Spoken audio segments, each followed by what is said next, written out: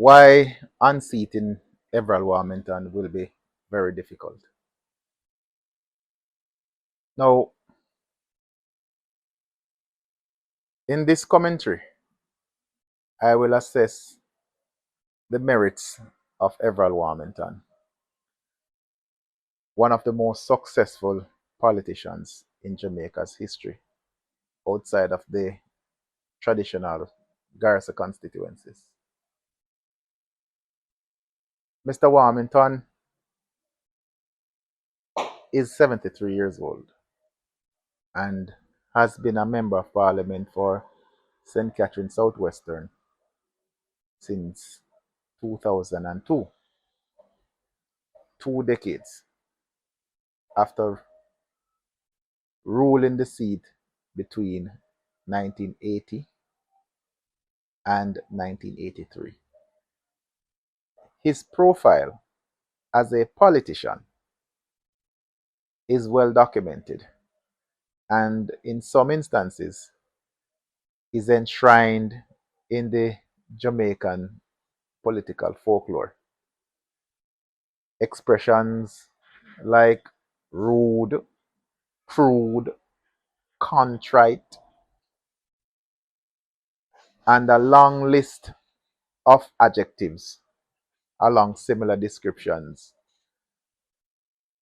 are often used to describe this political firebrand who was born in Bartons in northern Old Harbour. Such unbegrudged association has failed miserably to deny Warmington's vice-like grip on Southwest St. Catherine and will take some stopping in his pursuit of a sixth term as Member of Parliament.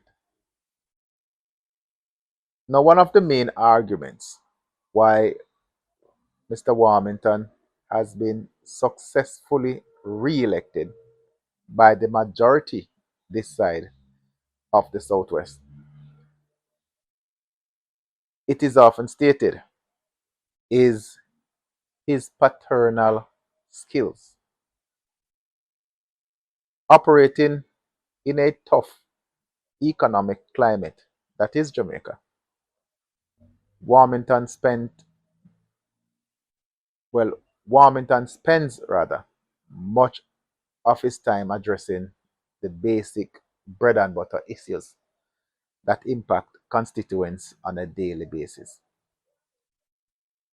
As someone who is a native and resident of the constituency, I have been privy to hear firsthand information from persons who have received aid through the office of Mr. Warmington.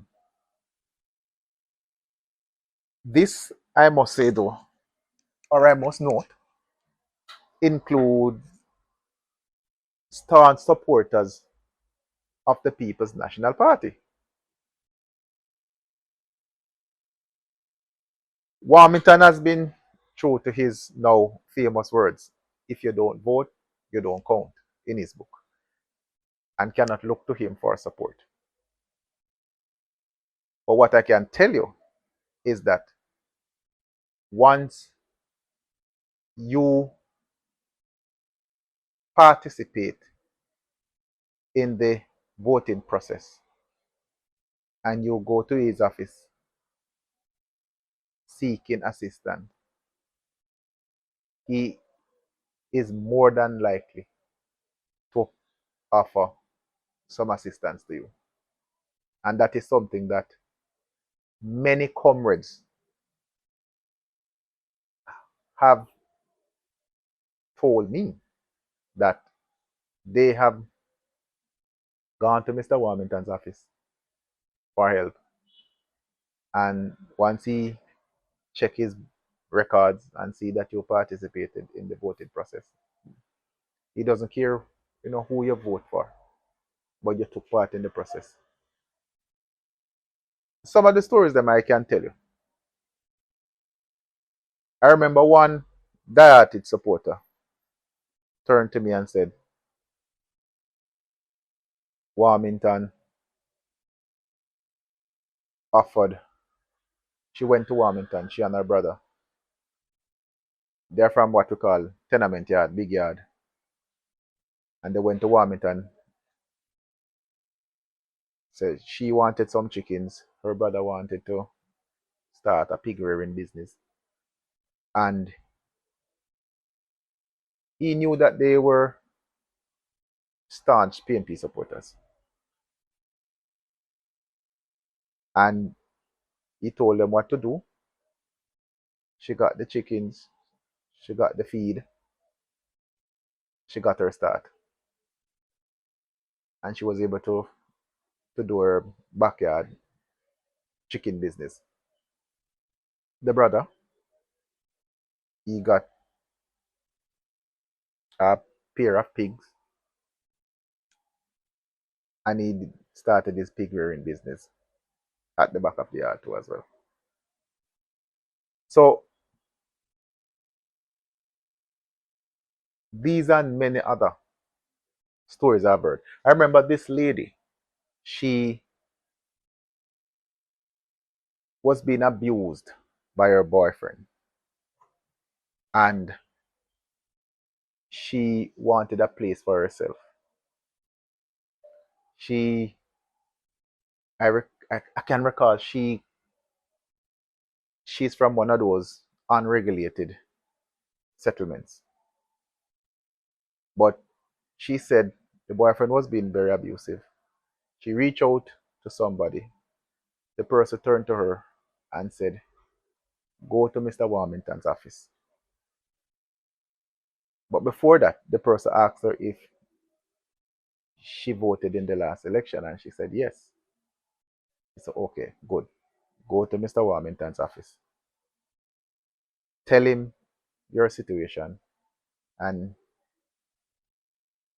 he will certainly try to help you. She said she was very nervous, but she took the advice, went to the office, spoke to Mr. Warmington, and Mr. Warmington said to her, you have land, access to land and whatnot? She said yes. She just wanted a little one room and a bathroom, a quad, basically. And Mr. Warmington told her to go to the hardware nearby and to get a quotation of all the things that she would need to build that little one room and bathroom. She did so. Went back to his office the very same day. And I don't remember how much everything came to. But she said Mr. Warmington immediately wrote a check for the full amount and told her to take it to the hardware and let them give her everything that she wants. That was done. So these are the bread and butter issues. The back to school support, the funeral support. Um, he has been very actively doing so. Save and except though is that he tends not to publicize these things, right? Which I think is something that he needs to do. But he will tell you that he has been successful for over 2 decades and he will continue to do it his way. The other thing too is that Warmington makes himself accessible to the constituents. He's very dedicated. Most of the time, if you want to speak to him, he you can go to his office. I have been privy a couple of times to be in his presence at different meetings, and he spoke about his open door policy. He doesn't do appointments, for example. So if you are a justice of the peace, for example, and you want to have a meeting with him, and you go to his office, you'll have to wait. You have to join the queue like anybody else. So if you see a vendor in the market there waiting and you come after that vendor, then you will see him after he sees that vendor, right? You have no special privilege where he's going to see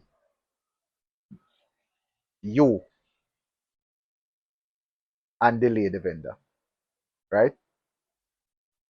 I remember when in another conversation with him where he said when he was approached by the prime minister to serve as junior minister of works, he let it be known to the prime minister that they can only get 3 days from him: Monday, Tuesday, Wednesday, but Thursday and Friday belongs to his constituents. And therefore, on a Thursday and a Friday, while he was serving as junior minister of works, you could go to his office and he would be there from, I would say, from at least 10 o'clock in the morning to 5, 6 o'clock in the evening, right? Unless he has some special assignment, but he will schedule. It's the secretary at the works ministry would now schedule everything around the fact that on Thursdays and Fridays he's at his constituency working. He's not available to do ministerial work per se, right? Of course, we know there are exceptions to the rule, but that is something that is quite admirable. And for young politicians or those who are aspiring to become politicians, that is something that I think they should take out of his book if you want to have a long career in representational politics, in my view.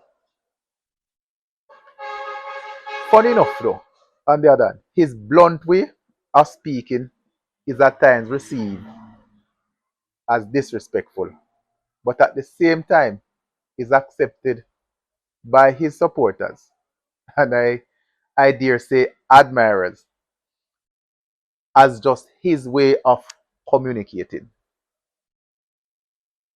If you ask me, it is a love-hate relationship when it comes on to Warmington and his own supporters. I can tell you that. It is akin to that kind of parent who lacks what we call in Jamaica basic brought-upsy. We say them face there, they don't have no manners.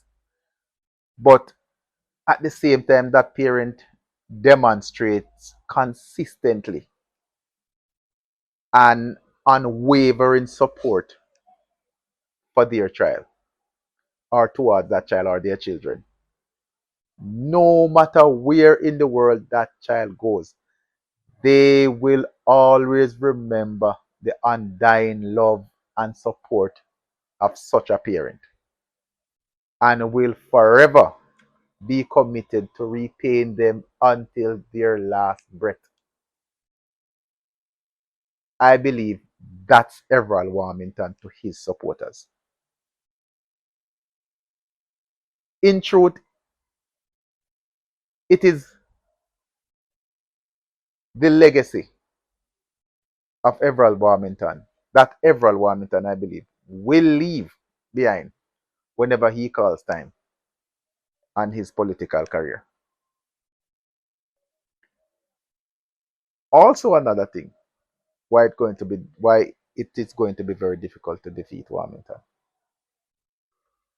Prime Minister Andrew Holness remains a popular political figure despite his fall from the dizzy heights of 2020. He's still popular. When he goes on the campaign trail, you can see the love that the people them have for him, right? Including comrades, including neutral Jamaicans, right? This is undoubtedly still a positive perspective for all JLP candidates. As the Jamaican electorate is very leader centric, I must say, in how they vote. What do I mean by that? We tend to vote on how we support the party based on the charisma and popularity of its leader. If you look at all the prime ministers who have led this country, past and present, they have this charisma about them, and they were very, very popular, right? Portia Simpson Miller, for example, despite her limitations, wasn't a great orator by any stretch of the imagination, but she was very, very popular, right? Bruce Golding was very, very popular. And they have this charismatic way of how they can capture the hearts and mind of the various voting groups across the country. So the intelligentsia, they will like the fact that, for example, a Bruce Golding can go on the international stage and represent us with the sort of pride and dignity that is expected of a leader, right? Andrew Holness still has that, and that will certainly work in the favor of all the JLP candidates. So I must note that on nomination day, the words tried, tested, proven were emblazoned on the t-shirts of Warmington supporters. It is a reminder to voters that he is a winner and should not be substituted for a relative newbie in Dr. Kurtwall, who is still honing his craft. Without fear of contradiction, there is no denying Warmington's contribution to the people of this constituency. If one is willing to erase their emotional disgust towards him, a lot of what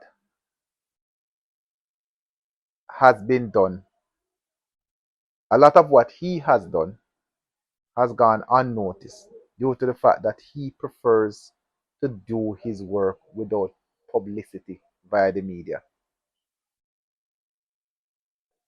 But throughout his reign, credit should go to him for the rehabilitation of roads and providing potable water to communities that lack such basic needs prior to his election in 2002. He has done that. Many will argue, though, that that isn't enough, and will point to communities like Boys Content, Planters, Red Ground, and many more that do not have access to pipe water in their homes.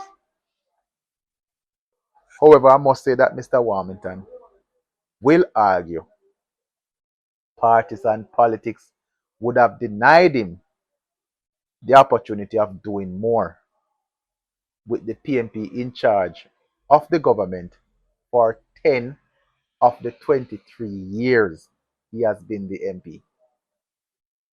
So people will look at that, and that has been also his argument that he would like to do more. But remember that for almost half, more than 40% of his reign as the MP, 10 of those years, the PNP